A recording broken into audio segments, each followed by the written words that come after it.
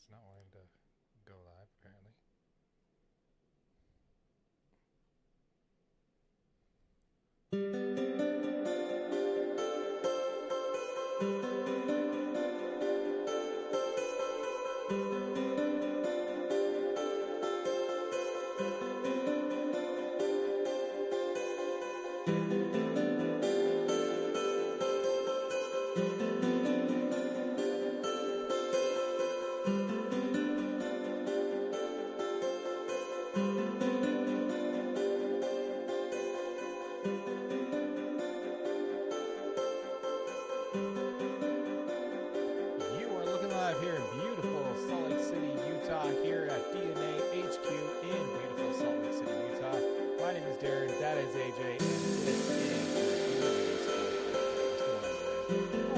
Buddy, we're just getting back to it, man. I'm so excited. I am so excited too. I'm excited too. Happy to be with you guys. Hopefully you guys can hear us okay. If you're watching us on YouTube on our live stream show, be sure to jump in the comments, jump into the chat, let us know where you're watching from. We'd love to hear from you. Let's go ahead and jump right into the podcast, shall we? Let's do it. All right. On today's episode of the Hello Internet, welcome to the show. Thank you for joining us on today's episode of the DNA Sports Recap. What does a rebound season look like for Utah football? In Utah hockey, the Utah Mammoth has drafted their number 4 pick and have made some other moves. Let's chat about it. And what will the starting look like? What will the starting lineup look like for the Utah Jazz? In Major League Baseball, let's go ahead and talk some baseball. All that and more. My name is Darren. That is AJ, and this is the DNA Sports Recap. Roll the intro.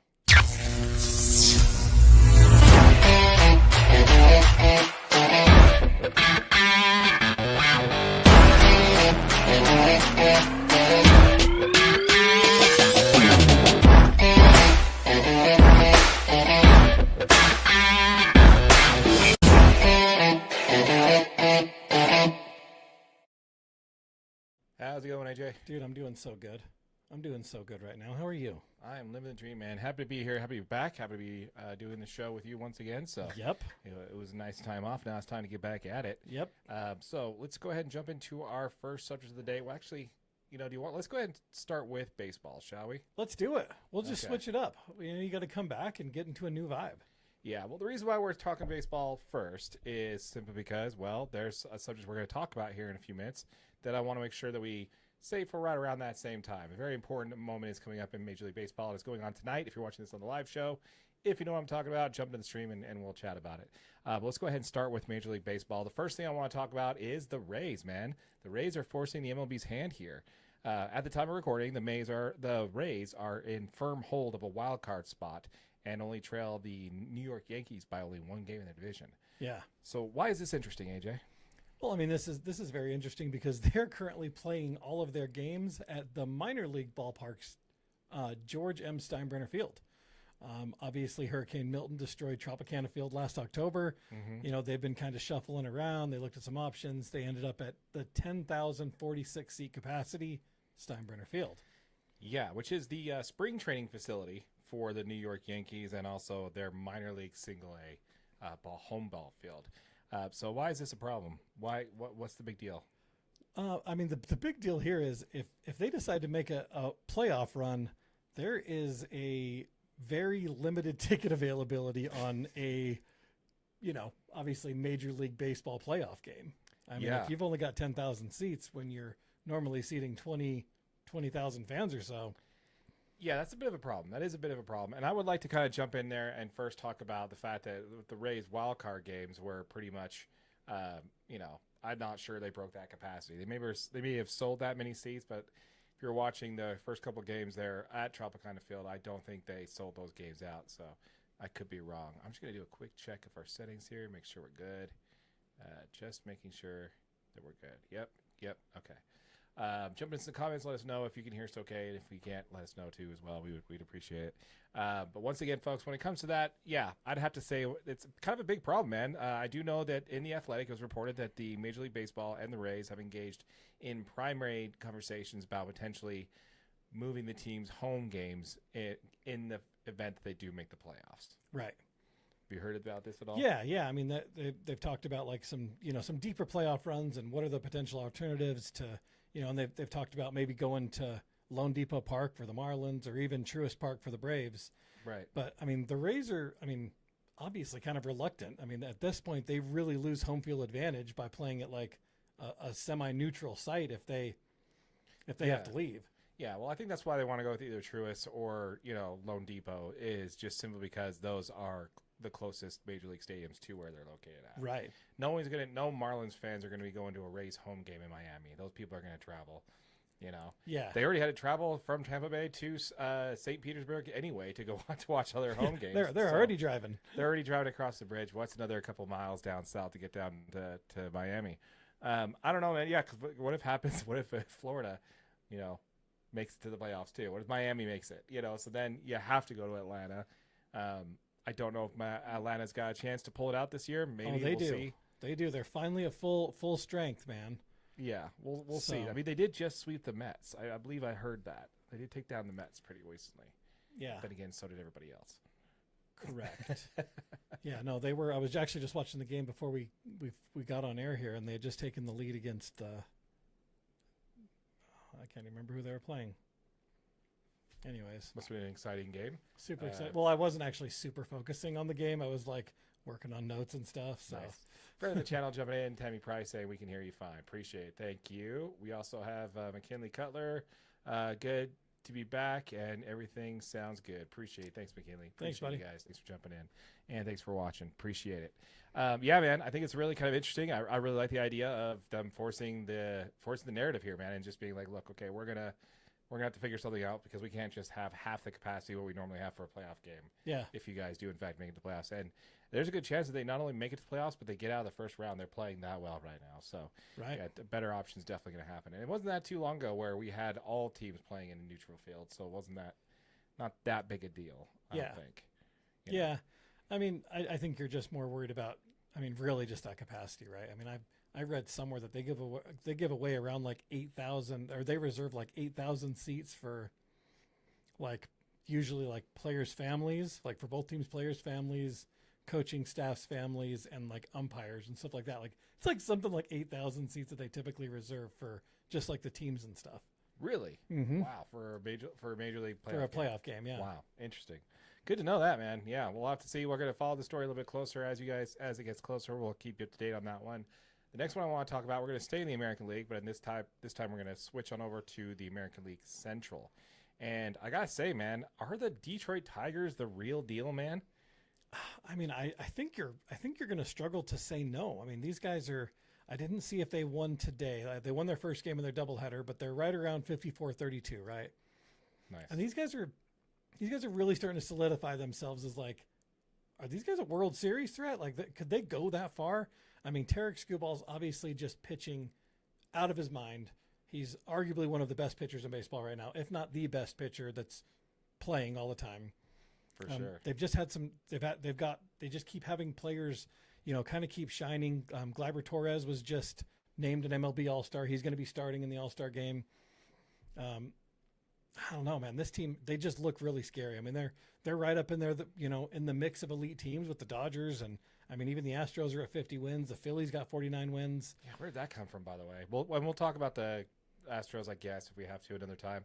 But I definitely want to get into when it comes to these guys. Yeah, to me, they're the real deal. Let's go ahead and start with the starters. Skubal, you mentioned before. Yeah. Jack Flaherty helped the Dodgers win a World Series last year.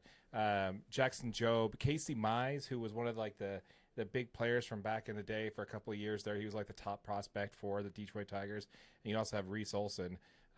They are fourth in the league in ERA right now at 3.17. Which is very, very impressive. Tarek Skubal, obviously Cy Young winner from last year, and honestly still front runner. I think it's between him and Max Fried of the New York Yankees right now.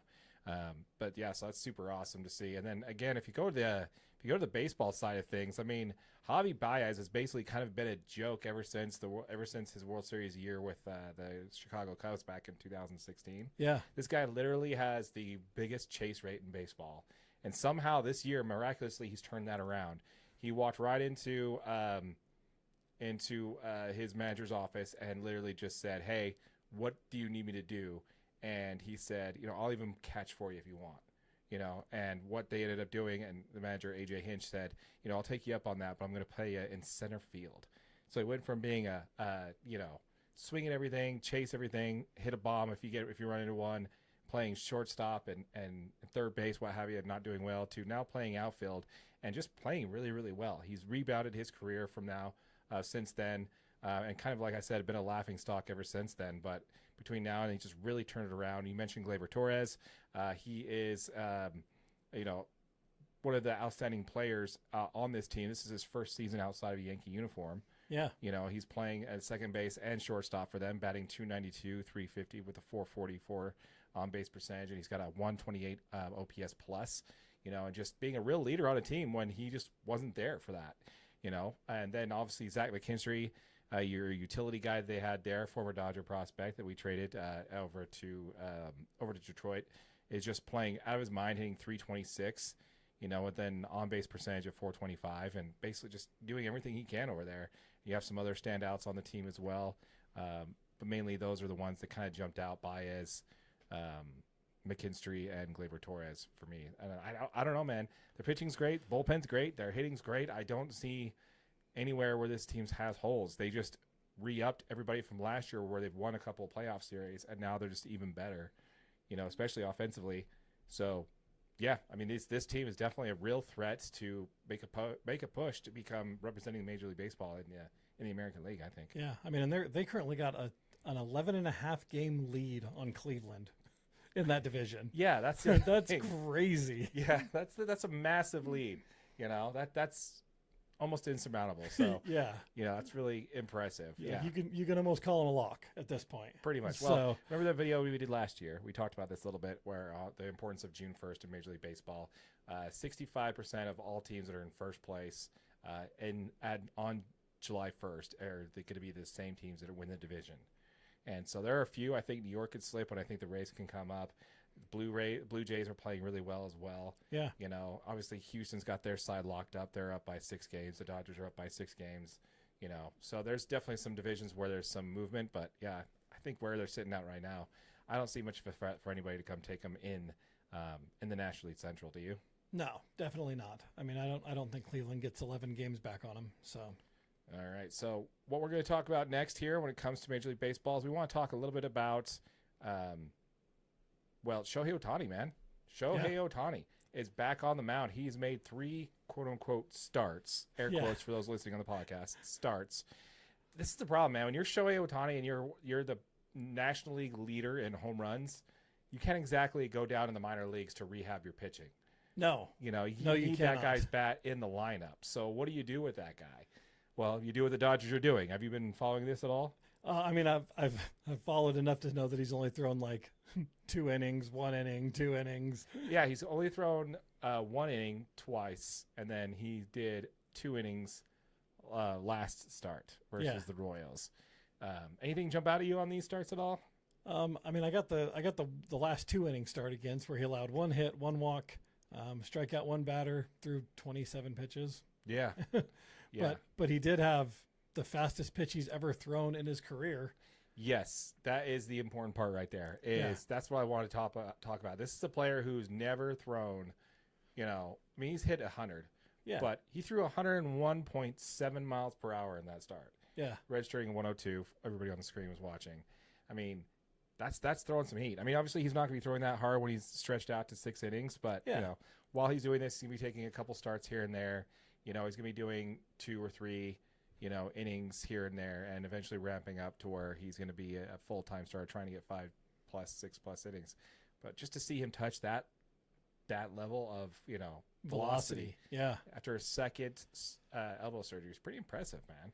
Yeah, no, I mean, he really has. I mean, to get your velocity back up, and he's actually throwing pretty good. I mean, he talks about how he's feeling really good post-surgery, and he's really confident in his recovery. That's good news for Dodgers fans, right? Oh, yeah. I mean, you guys are excited to be getting him back on the mound for some extended time and getting to utilize him. I have noticed his batting has slipped off. I mean, that last game, I think he went 0 for 4, had 3 strikeouts. Yeah. So do you worry that he's going to continue to find his offensive rhythm, while he's back out on the mound for a couple innings? I just think it's going to take some time to transition. I mean, it wouldn't be the first time he's gone 0 for in a few games at the Dodger. I mean, he did his first start when he went back out there. One thing I did notice is that he didn't even go in the dugout after he pitched. He went right to the batter's circle, took off his stuff, put on a helmet, and started taking a few practice swings before he went out. Yeah. And then immediately struck out. But every single time that he was up to bat, coming off of inning to pitch, where he didn't have to go in the dugout, he struck out every single time. Yeah. So should they, during a start, move him down further in the lineup? I think so.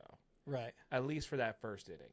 You know, when he gets a couple of innings underneath his belt, and then, he's pitching and comes right in, and then, but at least for that first one, man, because the whole value of having your best hitter bat first is that he's going to get one more, potentially two more at-bats than the rest of the team. It doesn't matter if he's striking out on 3 straight pitches, if that's the case. Yeah, right? exactly. The value of that at-bat's just gone. Yeah. You know, and anything is just going to be hurting his batting averages and his slug and his OBP. So, I don't know, man. I think that's kind of the only thing I'm concerned about is I would move him further down the lineup, maybe give him a blow at that first inning. But other than that, I just think it's going to be time. It's going to take time for him to make an adjustment. Yeah. When he was with the Angels, he only did it 8 times. Oh, let off? Yeah, led off and Okay. pitched. That only happened to him 8 times in 7 years. Right. So, we'll see. We'll see. We definitely want to hear from you folks. Let us know what your thoughts are in regards to that in the comments down below.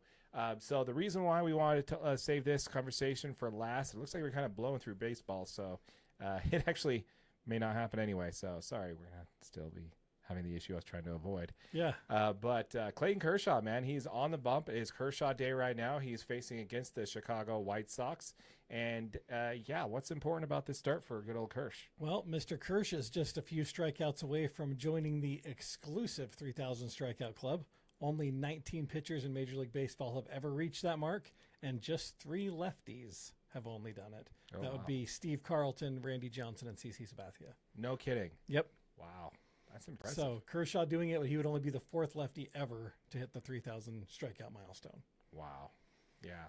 So I don't know. This is really interesting because with, this is kind of like the last of a dying breed, right? I mean, the fact is modern pitchers are now facing way shorter outings.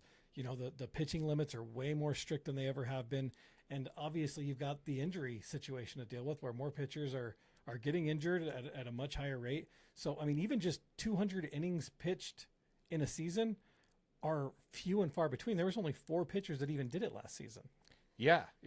I agree with you on that one. And that's kind of where I wanted to gauge this conversation, kind of steer this conversation, is what we're watching tonight if he does make it to 3 strikeouts, which, by the way, top of the first, and he has not gotten a strikeout yet, and the White Sox just took a run, scored a run in the first inning. Fantastic. But he hasn't had any strikeouts yet, but is this ever going to happen again? Is he the last one to do it? He could very well be one of the last pitchers to ever reach this milestone. Especially, I mean, like I mentioned, the landscape in Major League Baseball is just so drastically changing, right? Where teams are really prioritizing bullpen depth. I mean, and workload management is at the front of everyone's mind when they're putting these starting pitching arms out there. 3-4 innings, they're good to call in the bullpen and let them take it for, the rest of the game. Like that's just not an issue. So this is going to become more and more rare. I mean, yeah, I think there's a ton of people that think that he could really be one of the last players ever to hit 3,000 strikeouts. Yeah, I'd have to agree with you, man. I don't know if there's the ones that are still active that have done it. Your Verlander and Scherzer. Right? Yep. Those are the 2 guys that Only have done 2 it. that are active that have done it. Yeah, and they aren't exactly aging well. Kershaw as well. Yeah. This is something that even a guy who's, what's the word I'm looking for? Knock on wood, has not ran into any major surgery issues. Right. Is still having a hard time, getting out on making 30 starts. But, the fact that he's out there, the fact that he's doing this, here's something funny that I want to mention about Clayton Kershaw and as far as the starts that he's made. This is how bad the starting pitching injury bug has been for the Dodgers this year. Clayton Kershaw has more starts this year than Blake Snell and Tyler Glasnow combined. That's not a good thing, my friend. that is not where you want to be with your starting pitching. And he didn't start his season until late March. Right. Early May. It's just and he still's already there. Yeah. No, sorry. Yeah. Early May is when he started, and he still already has more starts than those 2 combined. Yeah. That is insane, man. Yeah. I mean, absolutely insane. So to go back to the 3,000, 2 pitchers that are currently closest to it that are still active are Garrett Cole, Right. and he's 34, and he's got 2,251 strikeouts roughly. And then Chris Sale, who's 36 and has 2,528 strikeouts. I don't think Chris Sale makes it. I am not sure Chris Sale makes it. I don't know if he's got, I mean, Garrett Cole has a contract to make it. He's got another 60, 70 years on that contract with the Yankees. So, but he's out this whole season right now because of Tommy John surgery. That's right. So he's missing this year. True. He's missing his whole age 34 year. I mean, Chris Sale, I mean, maybe closer, but I mean, he's currently hurt right now for the Braves. So, I don't know if any of these guys have the longevity. You start looking at young stars like Tarek Skubal and Paul Skeens. Like Tarek Skubal's 28. He's got 786 career strikeouts right now. Oh, yeah, he's not not saying he won't eventually hit that, right? Yeah. Because he's a third of the way there. He could get close. You know what I mean? Like, but again, once you start pitch till he's 40, though, I mean, that's where he's got to be, right? I mean, you literally got to pitch until you're in your late 30s, early 40s if you're going to hit it at that rate. I mean, Paul Skeens is 23 and he's got 285 strikeouts, so obviously he's got a lot of career left in him. But then you're looking at, can they stay healthy? Can their career last that long? Like, there's a lot of factors. I don't know. It's really interesting with the current landscape of Major League Baseball. Oh, yeah. I'd have to agree with you, man. We want to hear from you folks. Let us know what your thoughts are in the comments down below.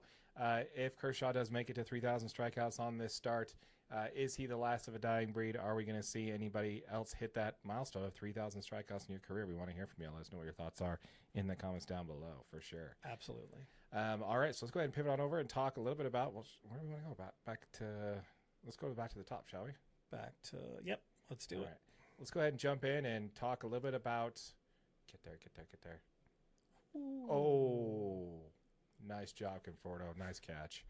Sorry, let's get back to it.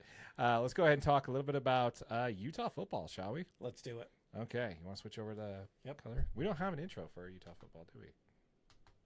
We do not. Okay. Dun, dun, dun, dun, dun, dun.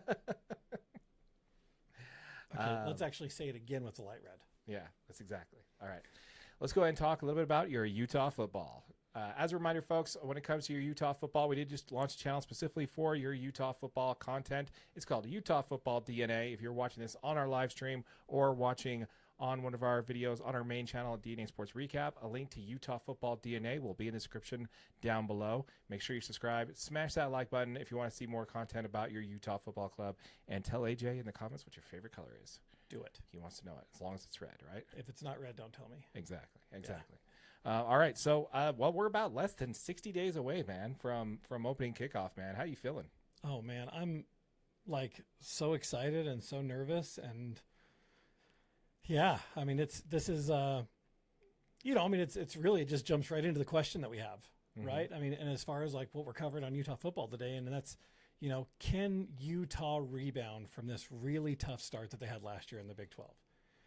What does that rebound look like? I mean, as a fan, as the media, whatever you want it to be, what does that look like? Yeah. So let me preface the question this way. Let me set up the question, and then you can kind of go into what you think here. Okay. The University of Utah has suffered their first losing season in over 10 years, going 5-7 back in 2013. Yeah. Now, there's been a lot of chatter around in this market about the Utes looking to turn things around. Other than the obvious, not having a losing season, what to you, AJ, means a bounce back season? So I think this is, I mean, and that's a perfect way to word that, because I think even if you win 8 games for this team, right, that's well over 500. Mm-hmm. I think you're still, as a fan base, I think you're still super disappointed at that. Yeah, I don't think having just simply going from a losing season to a winning season, I don't think that necessarily means you guys are back. No. I mean, I think this is a team that we want to be back, and when we say back, we mean competing for a conference championship, getting a shot at the college football playoff. Last year, the conference had 3 teams that finished the season with 11 wins, including bowl games, right? ASU, BYU, and Iowa State. And then 4 teams that finished 7-2 in conference play, which was ASU, BYU, ISU, as well as Colorado. Those teams all finished 7-2 in conference play. If the Utes don't meet those marks, it's going to be very difficult for them to even have a shot at reaching the conference championship game. I think that is the spot, right? The Utes got to come back in and be ready to start competing for a Big 12 conference championship. Like that is the mark for this season to even say it's been a successful season and it's been a bounce back season. That's where we were before. That's where we got to be. Okay. I like it. I'm going to have to agree with you on that, man. I'm not really in a position where I think it's, just okay to have a winning season if you're not really pushing it to that level where you're, competing for a conference championship.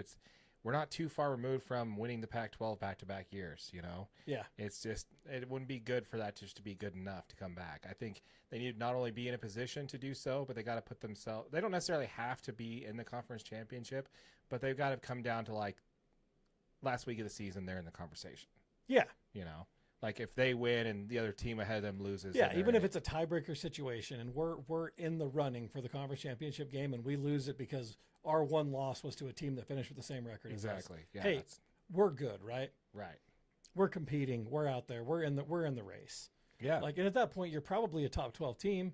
Yeah, I mean, like you still have a chance at a college football playoff berth with the extended playoff, right? Yeah. Now, are they doing that though? Like, is a conference championship still give you an automatic berth, or is it did they switch it? I don't know. I know we were talking about it. I actually don't know because I saw that they took the automatic seeding out, but I don't know if you still get an automatic berth. I think it's still I think they're seeding at 1 through 12 this year, so you're not into the second round with a conference championship berth anymore. That's true. Yeah. So, in my opinion, man, I think the Utes are definitely in a position to bounce back. Let's first start with the offense. I mean, yeah, they've completely overturned the offense, overhauled it. New OC in Beck, new QB1 in Devin Dampier. You and I are both preaching temperament on expectations for this team. Neither one of us are expecting Dampier to win the Heisman, but there's enough promise there to show some growth over what happened last season. Yeah. We got well below average performance on the offensive side of the ball last year, and simply having an average offensive production last year would have changed things dramatically for the Utes. Yeah. So I think there we're good. Defensively, Utah has a lot of returning players this year, and on defense, that's always kind of been their strong suit, at least in the Witt area. In the Witt era. I don't see too much of a drop off there. Yeah, no. I mean, I think we got a couple of things that are going good for us, right? I mean, and that defense is definitely one of them. That's the staple for any Kyle Whittingham football team. Morgan Scalley's done a fantastic job all the way through. They continue to reload with defensive weapons. They return a lot of guys. The good news is you can come to the University of Utah as a defensive player and have a shot to play in the NFL. Mm-hmm. That's what it is. We put defensive players in the NFL. So, I mean, there's going to be some new faces out there. They always are, but the defense is always a bright spot. It's going to continue to be a bright spot. The other thing we really got going for us is the offensive line. I don't know how much you've read about the offensive line and for the U right now, but this is one of, and if not the best unit in the conference. And it is one of the top. I mean, there's multiple, offensive line rankings that put them as a top 10 unit in the country. Oh, really? So Yeah. I didn't see that. I did see the conference ranking, but I didn't see that. Yeah. The Utes are one. They've got 2 potential first-round picks on that offensive line in Spencer Fano and Caleb Lomo. And, I mean, they look like they're going to be a great unit. And I think that having that great offensive line is going to put them in situations where they can control the tempo, they can control the clock. And if you can do all these things, with help from that offensive line, it's going to help equal wins, even if the offensive production isn't out of this ballpark, right? That's what we're hoping for is out of the ballpark production, above average. But even if you can just come back to average production, you have great offensive line production that helps you manage the clock. This is going to put the Utes in a really good situation. Yeah, man, I have to agree with you, man. I said it on a previous episode that I believe the schedule is favoring Utah this year. It is. Most of their toughest opponents, at least that are ranked ahead of them in the top 25, are going to be home games. Yep. This year, there are a few that are going to be on the road, but ESPN has them ranked 6th in the Big 12 coming into this year. But 247sports.com has Utah tied for second place in the conference, so we'll definitely have to see. Lots of reasons to remain hopeful for the University of Utah when it comes to their football. So we want to hear from you folks. Let us know what your thoughts are in regards to that in the comments down below. A couple of comments I want to hit real quick before we get into the second subject we want to talk about. Let's hit this one here. I'm seeing some rumors that you would be excited about. Jake Redsloff transfers to the U. I've been hearing those same rumors, man. I don't know if that is really something that's going to happen. Apparently he got the civil cases got dropped because whatever. They settled on that. They're both suspending them. But because of the fact that Jake Retzlaff did break BYU's code of conduct, he is no longer eligible to play for BYU. Yeah, it's like a 7-game suspension, which is most of the season. And he announced he was going to transfer. Yeah, and he, is going to transfer anyway. So that's makes him kind of ineligible anyway, really. So in that case, does leave him open to potentially come to the University of Utah. I don't know, man. I don't see a position where the Utes would really want to. I mean, you can never have too much depth at quarterback for the University of Utah. I don't know. What do you think? Yeah, I mean, I think you're right. Depth at quarterback is great. I think the Utes are already going through an offensive installation transition right now, where you're trying to get a new offensive installed in the 3 or 4 quarterbacks that you currently have. To bring somebody in this late in the ball game and try to get them to know the playbook where they can even be remotely utilized in a really complicated offensive scheme, I think it's probably a little bit too late in the game. And I think that could be some of the struggles. Jake Retzlaff is a great quarterback, and I hope that he finds somewhere that gives him an opportunity to play, because he should have a chance to play somewhere. Right. I just don't know this late in the game if he's going to be able to find somewhere that he's going to be able to go and start, being that at this point, teams have a good idea of who their number 1 quarterback is going to be, right? 2 months out. Yeah. You got your first team and second team reps. Like, where players are playing at this point. So I think that would be the issue. I don't see the value in taking Retzlaff on the Utes. We do have some really talented guys that are still here that have been with the program. I don't know. I don't like it. I don't think the Utes takes him. Yeah, I think there's an additional wrinkle into this that people might be overlooking when it comes to this one, is the NIL situation and how that forces things. Does a signing of this caliber this late in the season affect the now change, which is something we definitely need to talk about, is the new collective bargaining. Yeah, the new NIL evaluation and stuff. Yeah, that whole thing came down. We probably should jump into a video about that. Probably analyze that. We'll probably put it on the calendar for next week. We should probably talk about that. Absolutely. I honestly don't think either. Probably all the NIL money is already spent and already set for this kind of thing. And my main concern is that Jake Retzlaff's probably going to get a better NIL offer somewhere other than Utah. Is my guess. I think he'll get one. I worry that there's going to be somewhere that he can get in there and play. You know what I mean? Because this is his last year. Yeah, last year of eligibility. So he needs to go somewhere and play, and that's going to be the big thing for him, is finding an opportunity that he can get on the field immediately. And with 2 months till kickoff, that's going to be really tough unless you go back down to a JUCO college where you're just an absolute standout, right? Yeah, and again, it would fall into probably a different team, I think. I don't know. I like the idea. For me, it makes sense, but at the same time, I'm just like, I just don't see it happening for the University of Utah. Yeah. We also have another comment here following up off of that. The charges were dropped, so no settlement. Court case seems to be over and resolved. Yeah, which I 100% agree with. And to kind of piggyback off of that, we got Pacific Northwest Ute jumping in there with Fear the Damn Pure, #Go Utes. Go Utes. Yeah, man. I think when you got it pretty much solidified on who's QB1, who's QB2, which I believe, what's his name? Not Zach. What's his name? Yeah, Zach. I mean, Zach Wilson's one. Yeah, Zach Wilson. Sorry, I don't know why. I always keep thinking of it. Wait, no. Not Zach Wilson. Isaac Wilson. See, thank you. You did it too. Okay. Check the tapes. Go back on previous episodes. He gave me crap about doing that. Every time. Evidence right there for sure. But yeah, man, I don't know, man. I think he's going to land somewhere. I don't know if it's going to be the Utes, though. Let's go ahead and talk in a little bit more about the University of Utah. Now, it is going to be on their home game against Cal Poly that they're going to be announcing new Ring of Honor inductees. Yeah.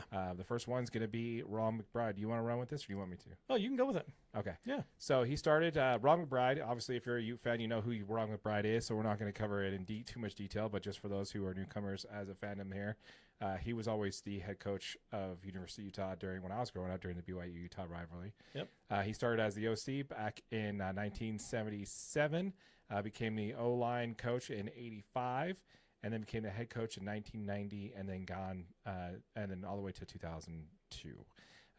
Before his stint as a head coach of Utah, he did spend before his head coach stint at Utah, the University of Utah did go 25 years without being bowl eligible.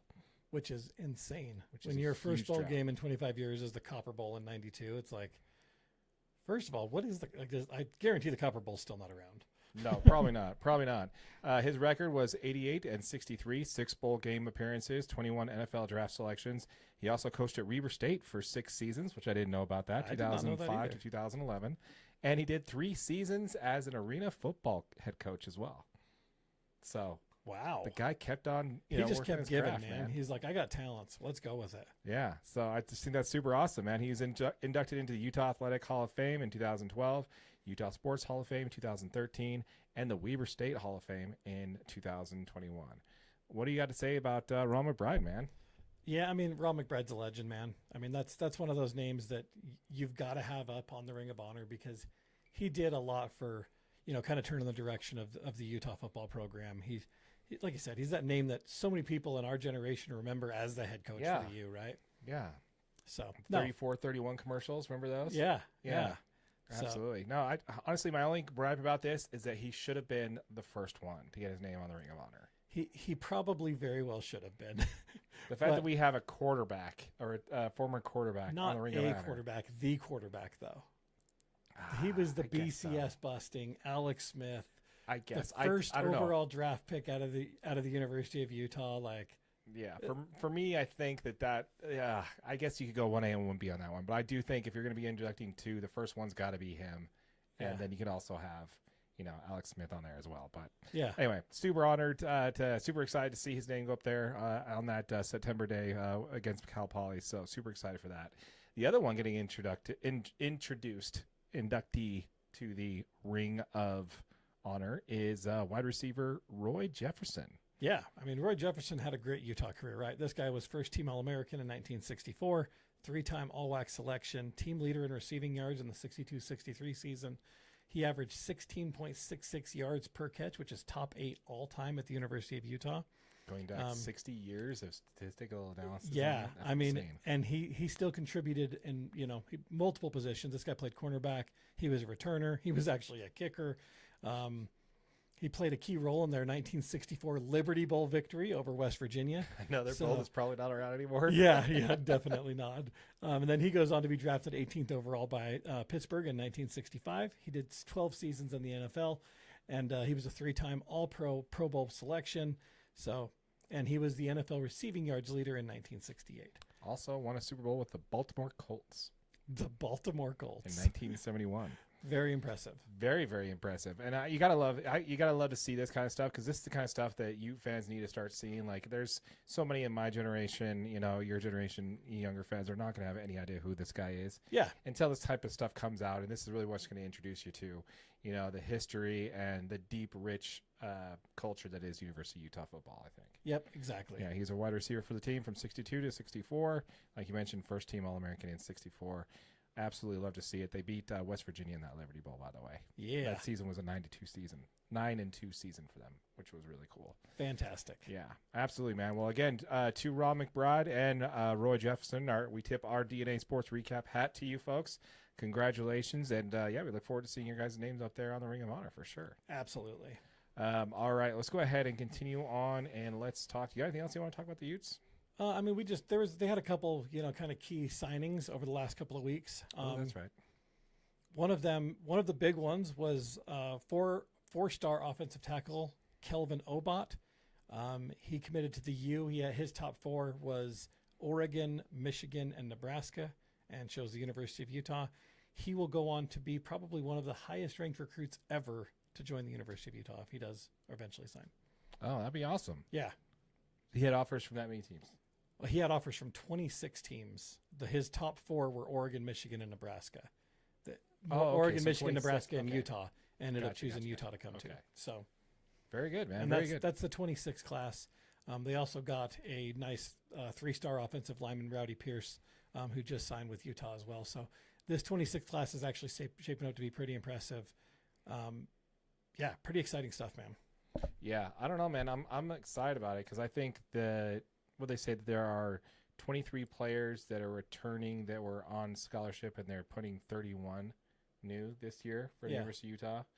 I think it kind of goes back to what we were talking about earlier in the episode when we talked about the changes that are happening and how this team is going to really bounce back. The fact that this team can continue to sign these elite talents and be in a position to where they could potentially sign a player that is that highly ranked and going to be the top ranked player to ever play for the University of Utah. Yeah. As far as top ranked recruit to ever play for University of Utah. That just tells you, man, It just shows that they're trending in the right direction, right? Yeah, and a down season just isn't going to keep them down for long, which is not something you can say for every franchise out there. I think that's really impressive. Yep, absolutely.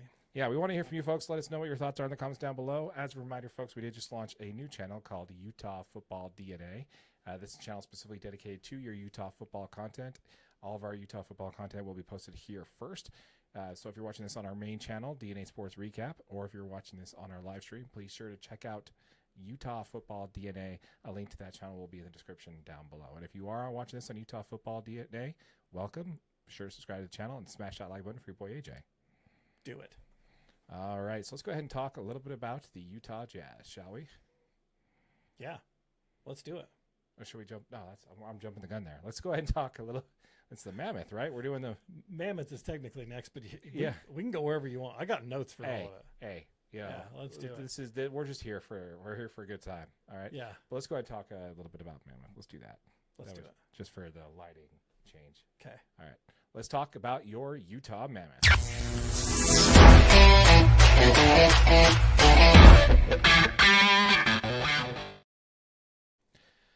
All right, let's go ahead and get that off the screen.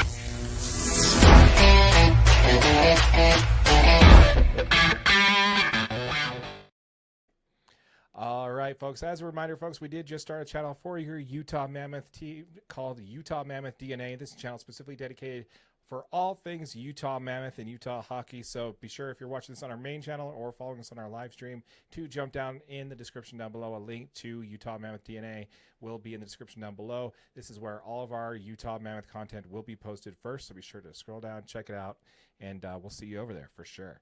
All right, so let's go ahead and jump into it, man. It's been, like I said, it's been a while since we last chatted. There's been a lot of happenings going on in the month that we've been on. So much happened, dude. Yeah, so we would definitely want to jump into it. The first two subjects we really want to get into is first, let's talk about the draft. By the way, did you get a chance to watch the draft at all and watch our pick at all? No. Okay, so this was actually pretty cool. I know you were probably on vacation when this all went down, but one of the things I wanted to talk about is how they got their pick. They got Tony Finau to announce the Utah Mammoth pick. Really? Yeah, Tony Finau. That's actually really cool. So yeah, the Utah Mammoth select number 4, Caleb Desnoyers is how you pronounce that. Desnoyers.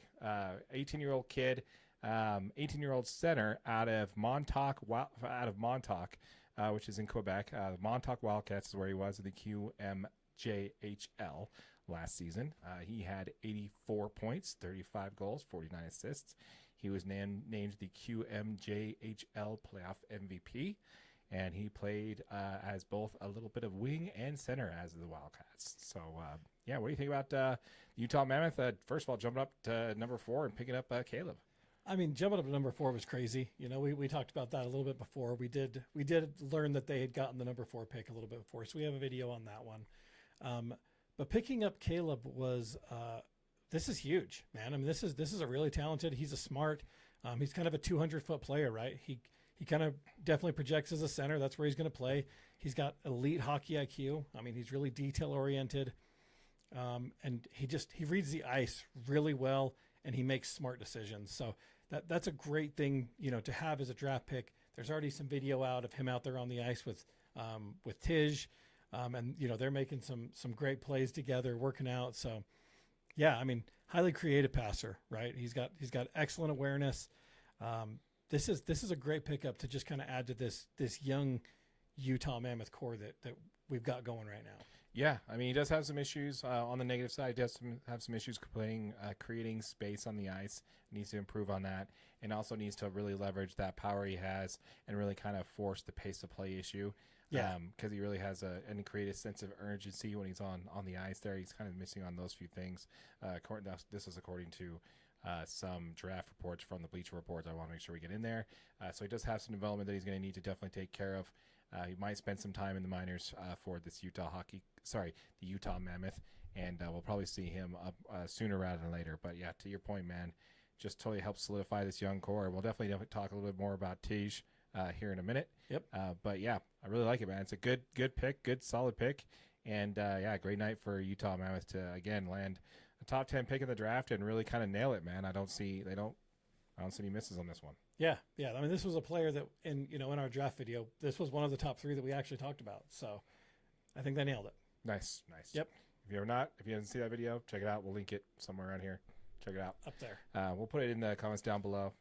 Don't tell them where you're putting it, because then you're going to be the one who edits the video and put it there, because it always lands on me to do the edit. And he's like, yeah, right there. And I don't know how to do that one. The one up here? I don't know how to put it over there, AJ. Okay? So let's temper our expectations there. Okay, deal. Darren will put it somewhere. Exactly. But anyway, so absolutely love the pick.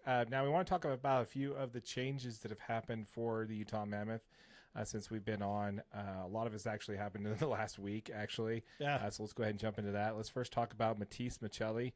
He was traded on June 30th over to the Toronto Maple Leafs for a 3rd-round draft pick in 2027, which is a conditional pick, by the way. But yeah, I mean, the Maple Leafs are really kind of banking on a rebound season, right? Michelli didn't have a great season last year. Had 18 points in 51 games, but he was an NHL All-Rookie in 2022 and 2023. So this is a move that Michelli kind of he came out into the media and said that he was, kind of looking for a change after he didn't get much playing time last year. So this was kind of, you could all see the writing on the wall that he was kind of looking to be moved.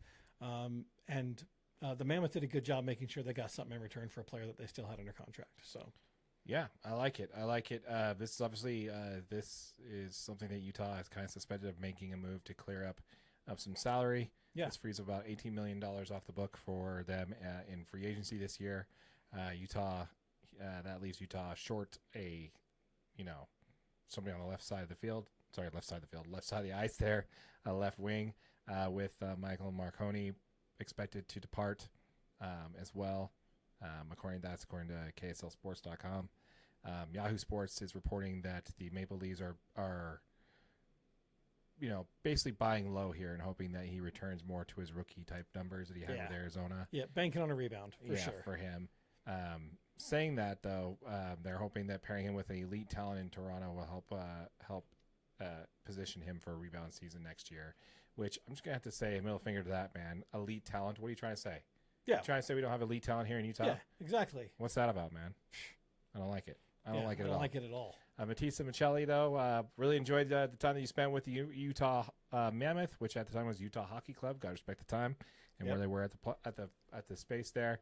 I'm actually kind of excited about this move for both parties, man. It frees up a little bit to bring in something new, and obviously he was underutilized, and you don't want a player who's underutilized sitting on the bench there getting disgruntled. So I think this is the right move all around. Yeah. Yep. Good move. I like it. All right, moving on over, we have JJ Peterka. This was another move that happened that was traded from Utah to Utah from Buffalo for defenseman Michael Kesselring and forward Josh Doohan.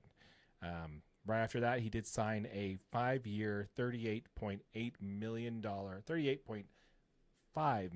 contract with a $7.7 million AAV with Utah once he landed here.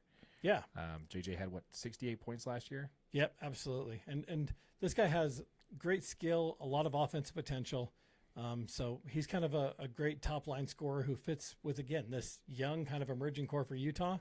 And then Buffalo gets Kesselring, who the right shot defenseman had 29 points in 82 games last year. And we all like Josh Doan. He, the 23-year-old forward had 19 points in 51 games last year for the Utah Hockey Club at the time. Mm-hmm. So both of those guys, they're going to bring some good competitiveness. Those guys will definitely help out Buffalo. But exciting to bring JJ Peterka. I think he's going to be a good option. Kind of fills that top 6 scoring role. Even at the cost of two, kind of younger, promising players. Yeah, I think so, man. I think you're right. And also, I really like what Armstrong stated here. He's like, we need help solidifying our scoring and adding him to our nice young core of forwards. And signing him allows them to continue to build a stable contender for years to come. I think is what he's thinking of there. Yep. And you're right. Michael Kesselring and for Josh Doohan, they actually live together. I don't know if you knew this. Really? Yeah, they lived together for the last 3 years. So them being traded together actually is kind of nice because that way they can look forward to playing, having at least having some They're familiarity. like, move your stuff together, take it to your next house. Exactly. Move it on. Kessler was looking for an opportunity to play more and have a bigger impact, and he believes the Sabres are going to give him that opportunity. Doohan was also named to the trade, like I said, and we'll see him as well with the Sabres as well. Okay, so let's go ahead and wrap up some Utah Mammoth talk today with an update there on Tej. Tej I can never say it. Iginla. Yeah. I don't know why I have such a hard time with that. Tej Iginla. Iginla? Did I say it right? Sounds right to me. I've heard it both ways. It sounds how it's spelled. Exactly, Yeah. which is really hard to say. Yeah. But last year over the winter, he had double hip surgery, but was reported to development camp this week. He's wearing the no contact jersey as he works out with the team to get back to 100%, and that's hopefully by August. Yeah, absolutely. So yeah, he is participating in the developmental camp. So yeah, I mean, if he can get back to full contact within a month, you really just want this guy to kind of keep focusing on his hockey IQ. He mentioned that during rehab he watched a lot of game film. He used VR training, kind of kept building strength at the gym. So this kid's a top prospect for Utah, right? I mean, he was selected 6th overall by the Utah Hockey Club in the 2024 draft, and he's really viewed as a key piece to this franchise's future. So they're going to make sure that they watch him closely and his status and make sure that he's in a position to get back on the ice and be better than ever. Luckily, as rare as it is to have the double hip surgery at the age of 18. Yeah. Luckily they were pretty minor surgeries, and he can be out and get ready to go for this upcoming season. Yeah, like you mentioned, it is rare, but it's not rare, but it is rare at this age. Teammate Ian Cole had the same surgery, he was age 30 when that went down. So yep. Yeah, bit of a young age for that. But yeah, we'd love to see him back on the ice and look forward to seeing him at 100%. I don't think he makes the Mammoth roster this year at all, barring any collapse. Right. You want to give him as much time as you possibly can to get healthy, get better there. Really good to see Tej back on the ice there and developing in development camp there with the rest of the team. So look forward to his progression moving on for sure. Yep. All right. You got anything else you want to talk about as far as the Utah Hockey Club's concerned? Nope, I'm good. All right. Let's go ahead and pivot on over and talk a little bit about your Utah Jazz.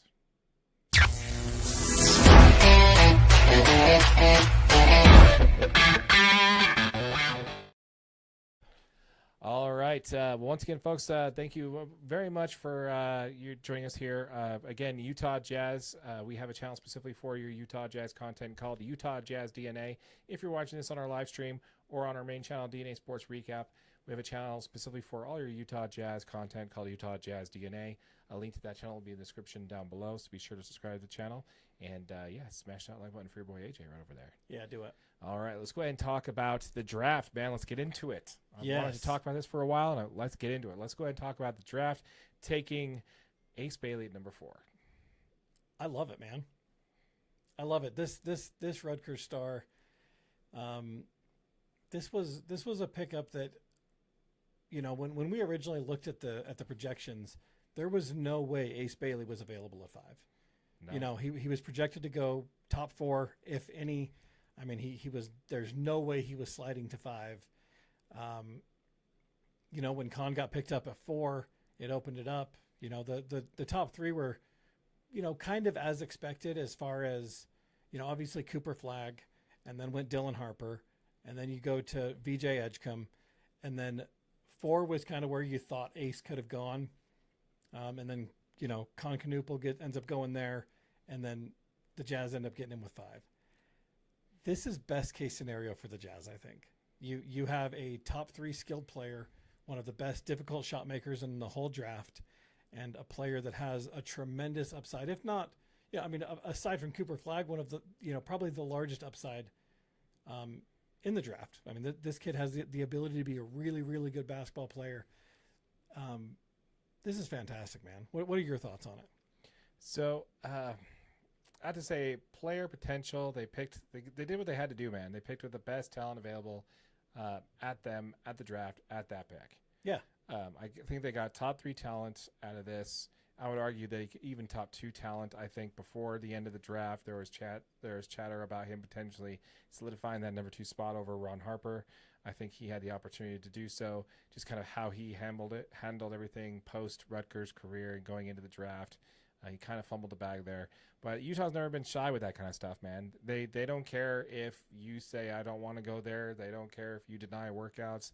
They don't care about that, man. If this is the NBA, you are a college player, and you are not, I think something to remember here is that once you submit your name into the NBA draft, if a team drafts you, they own your rights. Yeah, well, I wouldn't necessarily go that far. Like, there's people who've been able to manipulate the system a little bit, but yeah. But what you do by being drafted with a 5th overall pick and then saying that you want the Jazz to trade you is you essentially annihilate the rest of your career as somebody that's just trying to go wherever they want to go, right? Like it's career suicide is what it is. Yeah, I think, which I never thought I'd say this in my life, but Draymond Green did say it best when he said that you're coming into the league with 1 strike against you already. Yeah. And that's not something you want Ace Bailey to do. But, ever since he's been in Utah, he said the right things. He said the right things in the press conference. He's there in the workout. He's there with the team getting ready for the Utah Summer League, which is exactly where you want him to be, performing and working out and competing with his teammates, man. I know Utah was not his preference, but in the NBA, you don't get to pick where you want to go. And he's here, and he needs to make the best out of it if he wants to have the career he wants to have. Yep, exactly. And the thing is I think a lot of Jazz fans kind of had that same take on it. Like, well, he came in, he didn't want to be here. Nobody wants to come to Utah. But as Jazz fans, like, be excited. Like you said, this is a top 3 talent in this draft. Like, this is a player that, we just did a video. I mean, before the draft, we had a conversation about who should the Jazz take it to. Let's say worst case, they don't get the number 1 pick. They get the 2 pick. Ace Bailey's right there. Yeah. I mean, this is a player that we were both like, you got to take Ace. Right. I mean, with the number 2 pick, you got to take him. Yeah, because Ron Harper's dad told him he didn't want to come here either. Yeah, we don't want Dylan Harper. He wasn't even the first player in this draft to say no to the Jazz. Yeah. But the trick is that he fell to 5 and you got to take him. Same thing happened to Steph Curry. His dad, Dale Curley, told the Golden State Warriors front office not to draft his son, and guess what they did anyway? Yep. This happens all the time. This is kind of how it works. These players in college think that, they're the best player on their high school team, best player on their college team, and they think coming into the NBA they're going to be that all in a bag of chips too, and think they get to decide their career. Well, this is a little bit of a reality check, and ever since this went down, I think he's making the right move. So, yep, love the guy's talent. Look forward to seeing what he does going forward, and I'm looking forward to Summer League and seeing how he does. More to come on him in a minute here, but I want to also take a second to talk about a player that we actually did talk about on a previous episode. And I was watching this guy play in Florida, and I texted you. I'm like, we've got to figure out a way to get this guy. Yep. No way he's falling to 21, but we got to figure out a way to get this guy. This was Walter Clayton Jr., man. Talk for a second about this pick. I mean, Walter Clayton Jr. is, I had just mentioned a minute ago that Ace Bailey is one of the best difficult shot makers. There is approximately 2 difficult shot makers in this draft class. One of them was Ace Bailey, and the other is Walter Clayton Jr. This guy's got a bag. He moves, you know what I mean? Like he makes great decisions. He can just shoot the lights off of the basketball. Like, he's a great scorer. He's a smart player. He's a little bit older. He has been at Florida for a couple of years, I do believe. I don't think he's the young, he's not like a one and done player. But this is a guy that this is a huge opportunity for him. Huge. Coming to a team with the Jazz, especially, I think the Jazz recognized it pretty early. We just saw the Colin Sexton trade, and we'll get, to more of that in just a minute. But he's got a shot, man. He's got a shot. He's going to fit great with this roster because he does make so many difficult shots. Yeah, I think he's going to be a good fit.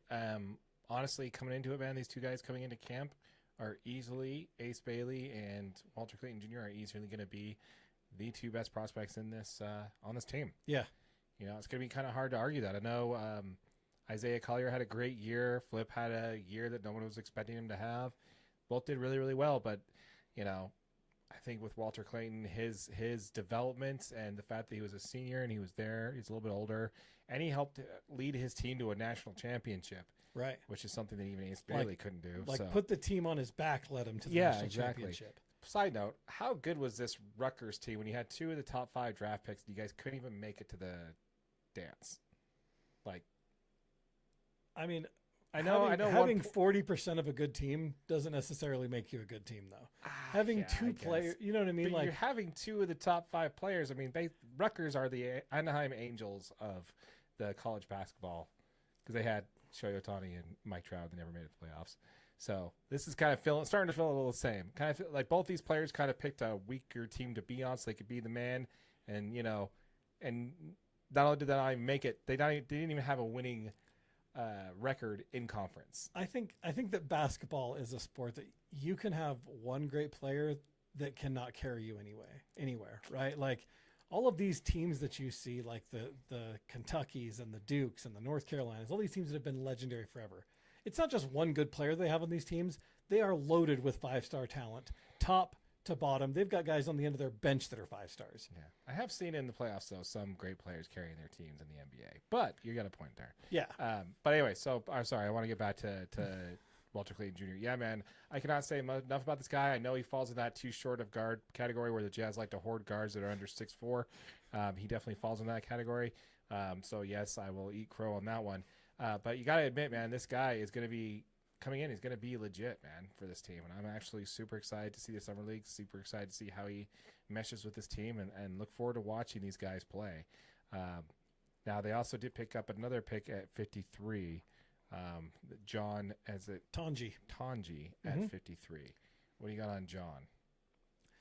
John Tanji is he's one of those, senior kind of type players. He's played a few years in the league. I think he's the oldest one they drafted. He's another good, difficult shot maker. He's not undersized. I think he's 6'4", 6'5" as a guard. I think this is one of those good picks where you bring him on and you just kind of stash him and kind of see if his development kind of plays out. He was one of the leaders on the Wisconsin team that he was drafted from. Wisconsin? I think he played at Wisconsin. But he was one of the leaders of that team. Like he was their guy that they kind of leaned on to make the shots when they needed one. And it's a second round pick. Yeah, I mean, it's one of those things that it's really low risk. You go out there and you find a player that you like and you bring him in, and if you got to put him on to a 2-way contract and see if he amounts to be something. Exactly again, right, it's just a very low risk pick. Yeah, that's exactly where I see him being picked up there for sure. We want to hear from you folks. Let us know what your thoughts are in the comments down below when it comes to how the Jazz handled this draft. Are you over the moon? Is it a mad draft for you? Did they do a terrible job? Are you open arms about the Ace Bailey thing? We want to hear from you. Let us know what your thoughts are in the comments down below. One of the last things I want to bring up when it comes to the Ace Bailey thing is I really don't like – I think it's a little bit of a combination of both. I think local media downplayed it too much. They did. And I think national media overblew it too much. I think both of those things can be true at the same time. Yep. I think the local media needs to understand that Utah does have a stigma when it comes to young black players not wanting to come here. And not say that we don't have, we have a bunch of culture, we have a bunch of things that they're going to want to do.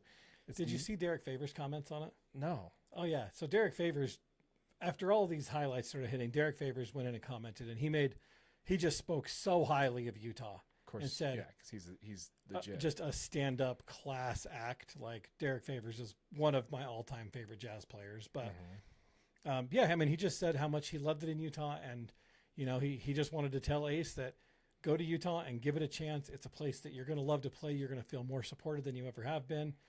I don't know if you remember, Derek Favors was also a number 5 pick. Yeah, that's actually a good point. With the Nets, and he got drafted. He got drafted to a big time team, and then ended up getting traded here in the Darren Williams deal. So not a big time team. The Nets were kind of a joke back then, but a big time city, right? Big time market. A big time market. So, and that's actually more what I meant than big time team. You're absolutely right. The Nets were garbage, but New Jersey. Yeah, but I mean, going to New York and coming to Utah is a big deal. Derek Favors grew up in the suburbs of Atlanta, which is exactly the same as Ace Bailey. Wow. Parallels being drawn here. So he wanted to tell him. Deep dive, AJ. Look at you. Go to Utah. You know what I mean? Give him a shot. The team's going to support you. The fan base is going to support you.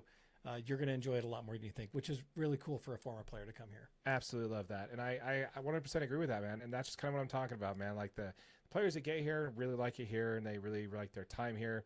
with the exception of with the exception of Donovan Mitchell. He said it was rough, but other than that, a lot of players had nothing but good things to say about it. But I do think the local Utah media needs to stop acting like there's not a stigma here.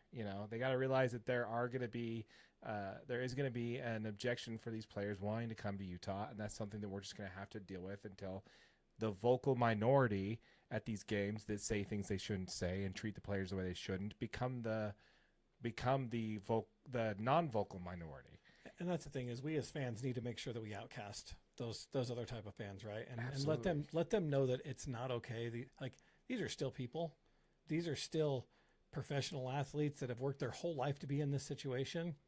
So be that better person and make sure that we know that that's the way we change the culture that's in Utah, is to work to make sure these players feel welcomed and established and like they can come here and really, really be successful. Yeah, just do better for some of these Jazz fans out here. Be better, Jazz fans. For the most part, you guys are, but a lot of these players think just because they bought a ticket, they could treat these people like zoo animals. It's just not right. So, but yeah, and then the other side of that, I think the national media made a big thing of nothing, something that almost every player that comes to Utah deals with. So I just think that both sides went too far, both local and national media. Anyway, moving right along, let's go ahead and talk a little bit about, kind of the big problem, man. Coming into camp, these are going to be Ace Bailey and Walter Clayton Jr. are going to be the best prospects we have on this team, which begs the question, who's going to be your starting five in October, AJ?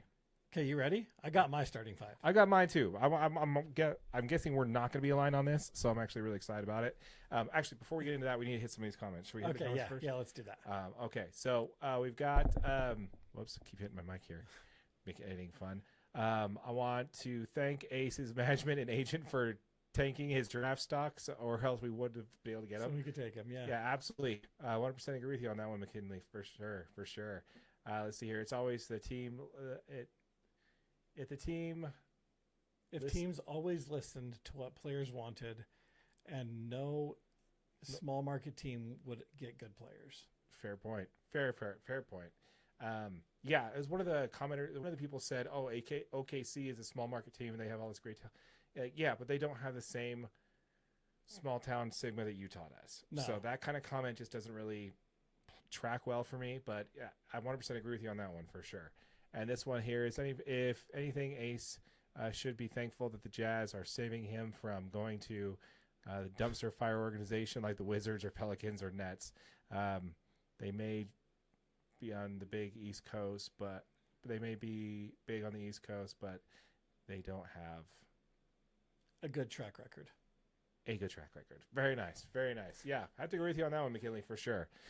Okay, so with that said, coming to training camp, who's your starting five in October when the NBA season kicks off? Go. Okay. My starting rotation looks like Isaiah Collier at 1, Keontae George at 2, okay, Taylor Hendricks at 3, okay, Markkanen at 4, Kessler at 5. Okay. That's who I think ends up actually starting. Okay. What do you got? I got Collier at 1, Keontae at 2, Ace Bailey at 3, Larry at 4, Kessler at 5. So that's really the big switch, though. Is for me, I was really debating the Hendricks and Bailey thing. Yeah, I think that will tell a lot on what we actually see in training camp. You know what I mean? Because the fact is if Ace Bailey does end up in the starting rotation and Taylor Hendricks ends up as a starter, and Taylor Hendricks ends up coming off the bench, I do think Hendricks will be one of the first people off the bench. Right? Yeah, agreed. But that tells you that the Jazz did exactly their job in drafting Ace Bailey, because he was exactly the player that we thought he was going to be. Yeah, I'm right there with you. I think Walter King Jr. and Taylor Hendricks are the first two off the bench. Yep, and I think off the bench. I think Clayton Jr. is going to back up Collier in the point guard. Agreed. And I think Bryce Sensabaugh definitely proved himself last year. I think he could be off the bench to back up Keontae George as the 2 guard. I think Cody Williams will back up Markkanen and Filipowski at 5. Yeah, I'm not as high on Bryce Sensabaugh as you are. But how could the dude shot 42% from 3 last year? Someone's got to make baskets on a terrible team, dude. Especially, I'm sorry, but I just don't see it. I watched enough Jazz basketball last year to be like, okay, this guy has a great game, and then 4 next games after that, he's meh. Then he has a great game, and then 4 games, He averaged 10 points a game. Yeah. 24 points one game and then 6 the next 3 and then 24 another game. Like, he had it in him. He has it in him. Absolutely. He does. He's a really good shot creator, dude. I mean, Yes, he's a strong finisher. He's a great shooter. I just see way too many comparisons between him and THT from what I'm seeing on the field. So on the field. Sorry, on the field. On the court. I think we should put him on the field. Let him see. Get him on the ice. Hell, we're a little rusty here. But yeah, so I agree with you, man. I think we're pretty close on a starting lineup, but we expect to see the Utah Jazz coming into this October. And this is obviously assuming they move John Collins in this offseason, right? Yeah, I think you kind of have to. But for me, I think the biggest piece for that would be how healthy Hendricks is coming in. I think they're not going to push him. Because honestly, I mean, neither of us mentioned Cody Williams. I did. I think he backs up Lauri Markkanen at 4. Oh, okay. Yeah. Sorry, I already think he's down in the G League already. He actually had one of the worst rookie seasons for a top 10 draft pick in modern NBA history. Yeah. That is really bad, AJ. It is really bad, but I think you have to look at the team that he was playing on, dude. I mean, the fact is he's out there with a bunch of guys that you're dumping garbage time minutes to. Yeah, but that's the same team that has Isaiah Collier and Filipowski overperforming their expectations. Yeah, but I think at some Cody point Williams, he needs to take some accountability for that. I agree. I agree that there's some accountability on his part. But I do think that Cody Williams is going to be the type of – he's an accessory piece, right? He's not a centerpiece. He's that player that you bring in and he's an accessory to a great team. I don't think he's a franchise centerpiece. I think Isaiah Collier is centerpiece type of player. He comes in, he does his job, he executes great. If he could get any kind of a 3-point shot, I think Isaiah Collier becomes a really, really good player. He didn't shoot the ball from 3 great last year at all, but he's obviously a great distributor. I think to go one step further, I think he absolutely blows that rookie assist record out of the water if he had some remotely good shooting around him. But he had players like Cody Williams, he's passing the ball too, that are bricking it off the back of the iron 8 times in a game. Yeah, I agree with you there. I think Isaiah Collier is a great backup point guard on a playoff basketball team. I don't think he's a starting point guard on a contending basketball team. That's where I think my ceiling for Isaiah Collier is. You think so? I think so. I think he's got, but he's not great at shooting the ball, especially from 3. He doesn't shoot the ball great, but he finishes great. Yeah, he's really tough. He works great through contact. He needs to improve on his shooting, and that's exactly what I was saying. Is if he doesn't improve his shooting, he doesn't have a chance. You know what I mean? Like if he doesn't improve his shooting, then his ceiling is a backup. Right. But I think if he can get into that mid-30s shooting the 3 ball, his ceiling goes up way higher, in my opinion. No, I have to agree with you on that one. Yeah. Let's go ahead and talk about some of the trades there that went down for the Utah Jazz. One of the key things there is going to be, well, let's talk about the trade, man. Yeah. So let's kind of go through this. We have John Collins. He was traded. Sorry, not John Collins. We want him to be traded. We'll talk about him in a minute.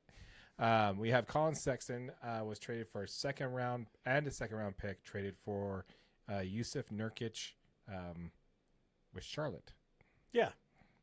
What are your thoughts on this trade? I think this trade's 100% necessary.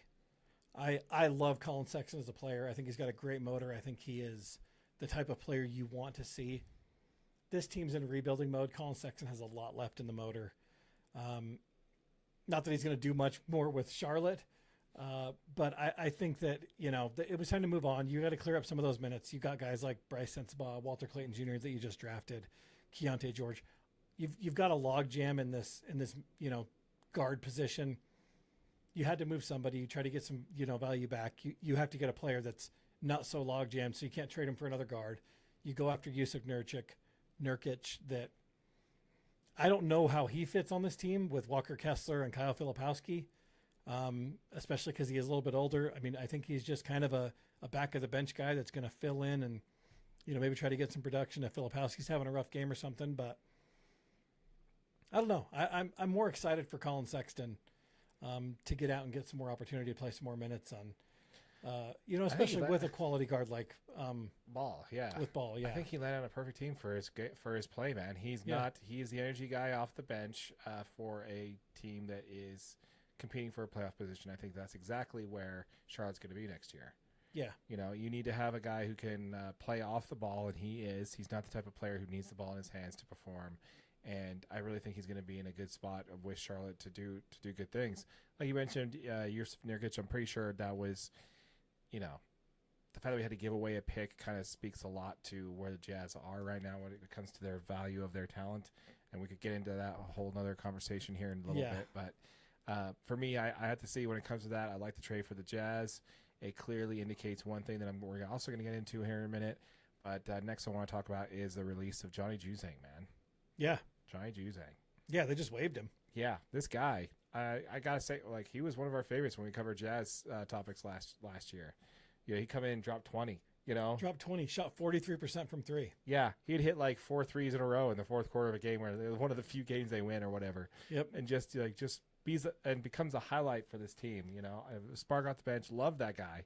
But yeah, man, I think it's just, it's unfortunate. It definitely seems like one of those things where, he definitely feels like the minivan for me on this year. Yeah. This trade deadline. Yeah. Sorry, not the trade deadline, but the off season where we release somebody. It definitely feels like a minivan type situation there. But I don't want to go in too deep on that because I want to save some time because it's time to give our flowers to our boy Jordan Clarkson. Right here, man. Easily going to go down as once a Jazz player, always a Jazz player. Definitely going to go on my list of one of my favorite Jazz men of all time. Yep, absolutely. Jordan Clarkson he was the longest tenured Jazz player. He obviously agreed to a buyout. The Jazz are just going to move away. Jordan Clarkson's still got plenty in the tank. He can still contribute to a playoff team. He's reported to be signing with the Knicks. So he's going to a big market team, going to compete. I really do think he can help that team be better. He's still got, a bunch of offensive punch that he can bring off the bench. Jordan Clarkson he's going to be a Jazz legend, man.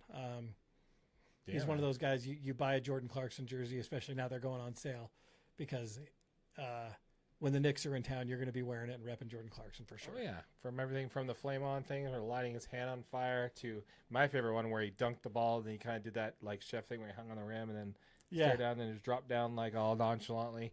And my favorite thing was the interview with Jordan Clarkson. Did you see this? The one where the lady interviews him outside of the Delta Center. No idea who he is. Like, have you been? Did you go to quite a few Jazz games? He goes, yeah, I go to a lot. Yeah, a lot. Like, can you go ahead and spell your name? Oh yeah, Jordan Clarkson.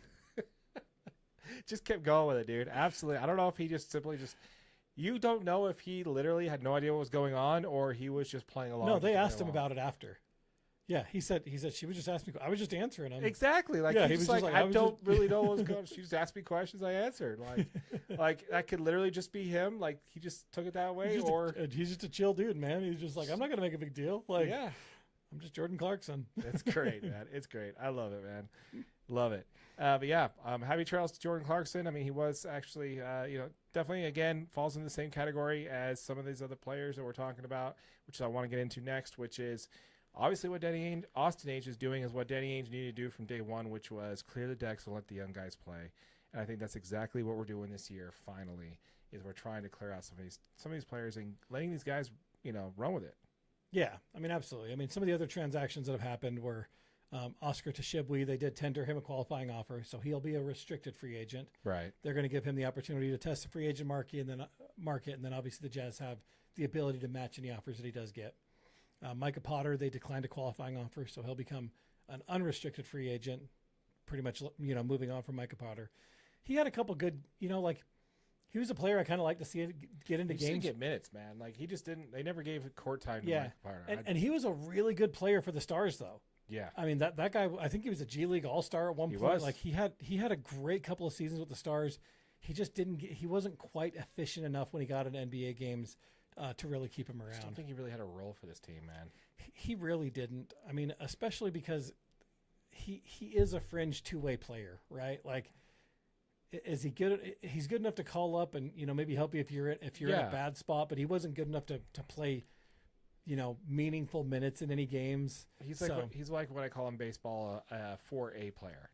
Yeah. He's too good to be in the G League, but not good enough to be in the NBA. Yep, exactly. You know? So it's kind of how he sits, man. And I don't know, man.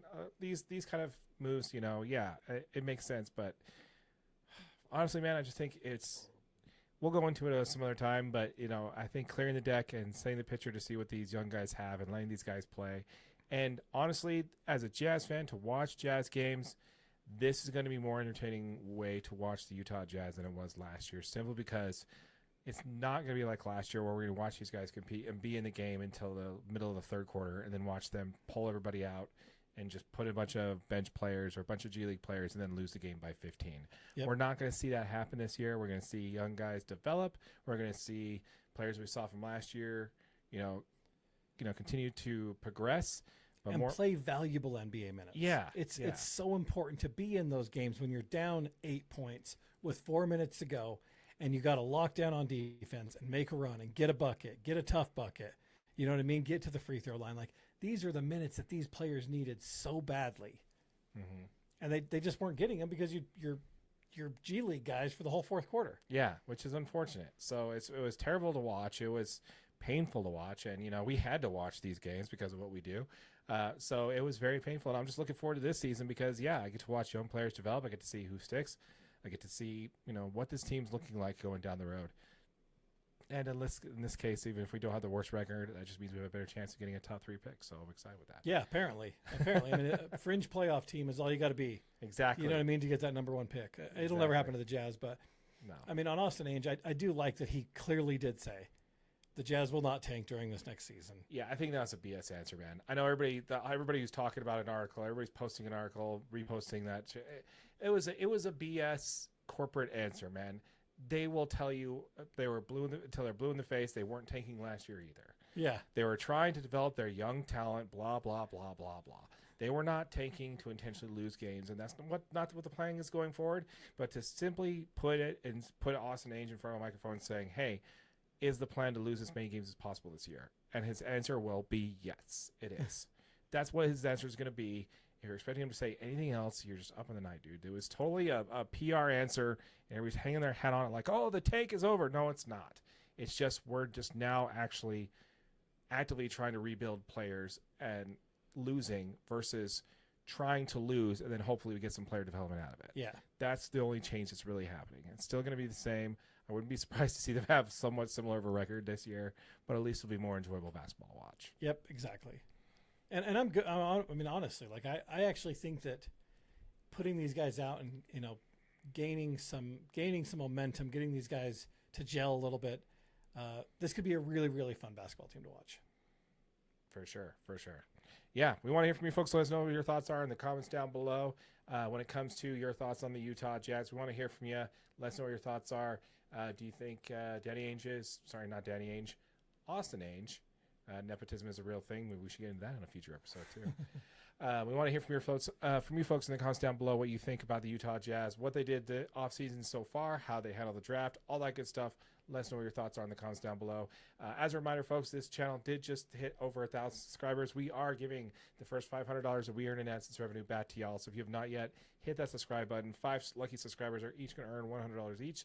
So make sure you subscribe to the channel, hit that notification bell so you don't miss out on that giveaway, and smash that like button for your boy AJ right over there. Absolutely. And if you're watching on YouTube on one of our short videos, just know this is available as a podcast in its entirety wherever you get your audio. With all that said, my name is Darren, that is AJ, and this has been an episode of the DNA Sports Recap. Till next time.